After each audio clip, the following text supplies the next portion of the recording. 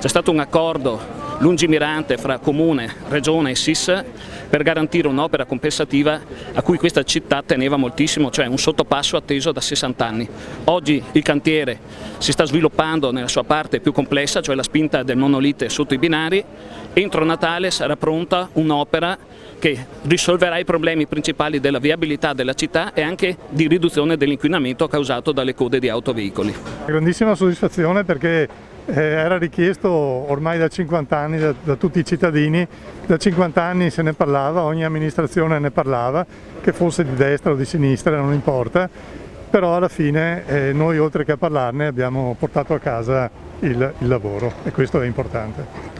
Il taglio del nastro sarà verso fine anno perché adesso una volta inserito il monolite entro domani sera dovrebbe essere completato perché chiaramente le ferrovie devono ripartire. Ci avevano dato questo lasco di tempo appunto per l'introduzione del monolite e dopo ci sono tutti i lavori di completamento ovviamente. La sistemazione della pista ciclabile, tutti diciamo gli interni e quant'altro, per cui sono lavori che impiegano 2 o 3 mesi.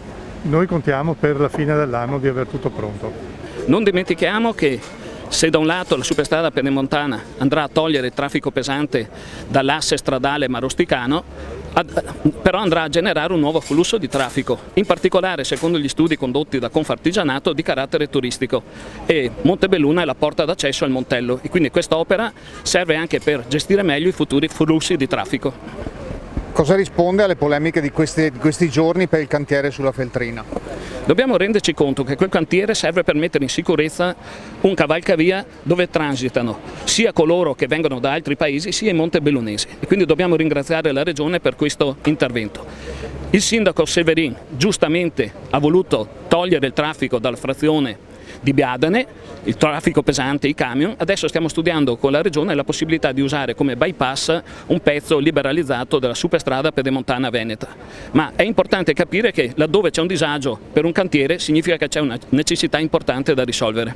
Il problema del cavalcavia di Biadene è un grosso problema che abbiamo. Mi ha molto confortato quanto ha detto il consigliere regionale Marzio Favero, nostro ex sindaco, che in Regione stanno valutando quello che io avevo chiesto, e cioè intanto non si passa con i camion per Biadene, primo.